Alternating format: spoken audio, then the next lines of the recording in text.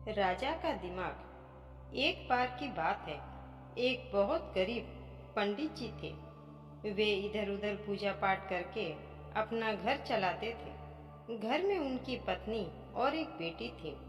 किसी तरह गुजारा हो रहा था। जब भी उनको पूजा करने पर पैसा या अन्य दान पुण्य की चीजें मिलती, वे माथे लगाकर ले आते थे। दान पुण्य वाले पैसों में से कुछ वे अपनी बेटी के ब्याह के लिए जमा करके रख देते थे। ऐसा करते करते काफी समय बीत गया। पंडित जी ने सोचा कि ऐसा ना हो कि उनके इतने दिन से जमा किए हुए पैसे कहीं चोरी हो जाए। इसलिए उन्होंने सारे पैसे इकट्ठे किए और किराने की दुकान पर गए। वहां जाकर पंडित जी ने उन पैसों को दुकानदार को दे दिए। उन्होंने दुकानदार से कहा, सेठ जी, ये 500 रुपए मेरे जमा किए हुए हैं। मैं ठहरा गरीब इतने पैसे कैसे संभाल पाऊंगा, तो आप कुछ दिनों तक इन्हें अपने पास रख लें। ये पैसे मैंने अपनी बेटी के ब्याह के लिए जमा करके रखे हैं। जब भी मुझे जरूरत होगी आपसे वापस मांग लूंगा। दुकानदार बहुत ही चालाक था। उसने सोचा कि वे इन पैसों को किसी को उधार दे देगा और खूब ब्याज कमाएगा, क्योंकि उस वक्त 500 रुपए बहुत बड़ी रकम होती थी। दुकानदार ने कहा, ठीक है पंडित जी, मैं ये पैसे रख लेता हूँ, लेकिन क्योंकि ये पैसे आप मुझे अपनी अमानत के तौर पे दे रहे हैं, तो मैं इनका कोई ब्याज व्याज नहीं दूंगा। पंडित जी ने कहा, अरे सेठ जी, ये क्या कह रहे हैं आप तो बस ये पैसे सुरक्षित अपने पास रख लीजिए, बड़ी कृपा होगी आपकी। इतना कहकर पंडित जी अपना पैसा दुकानदार के पास रखकर वहां से चले गए। कुछ दिन बीतने पर पंडित जी की बेटी के ब्याह का समय आ गया, तो वे उस दुकानदार के पास वापस गए। पंडित जी बोले, सेठ जी, मेरे पैसे दे दीजिए, बेटी सयानी हो गई है, उसके ब्याह का समय आ गया है। ये सुनकर दुकानदार ने थोड़ा अचरज के साथ पंडित जी की तरफ देखकर कहा, पैसा? कौन सा पैसा? मेरे पास कोई पैसा वैसा नहीं है। अरे, ये क्या कह रहे हैं आप? वही 500 रुपए जो मैंने आपको सालों पहले आपके पास रखने को दिए थे। पंडित जी ने डर के कहा। दुकानदार बड़ा चंट आदमी था।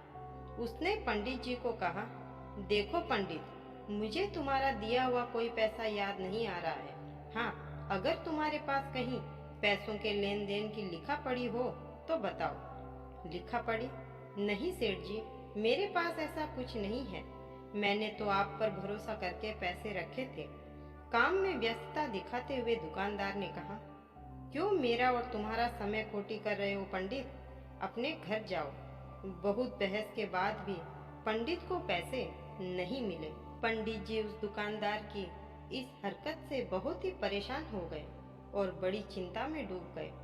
फिर कुछ दिनों के बाद पंडित जी को याद आया कि क्यों न राजा से इस बारे में शिकायत कर दूं, ताकि वे कुछ फैसला कर देंगे और मेरा पैसा मेरी बेटी के ब्याह के लिए मिल जाएगा। इतना सोचकर वे राजा जी के पास पहुँचे। उस गांव के राजा बहुत न्यायप्रिय थे। जो भी याचक उनके पास जाता, वे संतुष्ट होकर ही लौटता। फिर पंडित जी राजा के पास पहुँचे और अपनी फरियाद सुनाई। राजा ने थोड़ा विचार किया और कहा, कल हमारी सवारी निकलेगी और तुम उस दुकानदार की दुकान के पास में ही खड़े रहना। पंडित जी ने हाँ में सिर हिलाया और राजा को नमस्कार करते हुए वहां से निकल गए। रास्ते भर पंडित जी राजा जी की कही बात पर ही सोचते रहे, लेकिन उनको कुछ भी समझ नहीं आया। दूसरे दिन राजा की सवारी निकली। सभी लोगों ने फूल मालाएं पहनाई और किसी ने आरती उतारी। पंडित जी उसी दुकान के पास खड़े थे। जैसे ही राजा ने पंडित जी को देखा तो उन्होंने उन्हें प्रणाम किया और कहा, गुरुजी, आप यहाँ कैसे? आप तो हमारे गुरु हैं।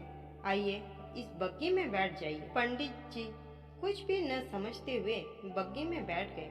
वो दुकानदार ये सब देख रहा था। उसने भी आरती उतारी और राजा की सवारी आगे बढ़ गई।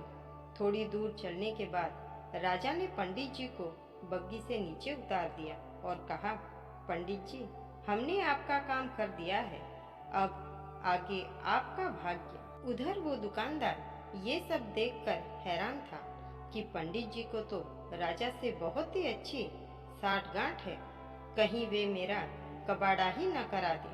दुकानदार ने तत्काल अपने मुनीम जी को पंडित जी को ढूंढ कर लाने को कहा। दुकानदार के मुनीम जी पंडित जी को इधर उधर ढूंढने निकल गए।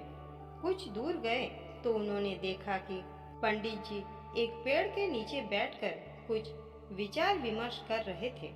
मुनीम जी बड़े ही आदर के साथ उन्हें अपने साथ ले आए।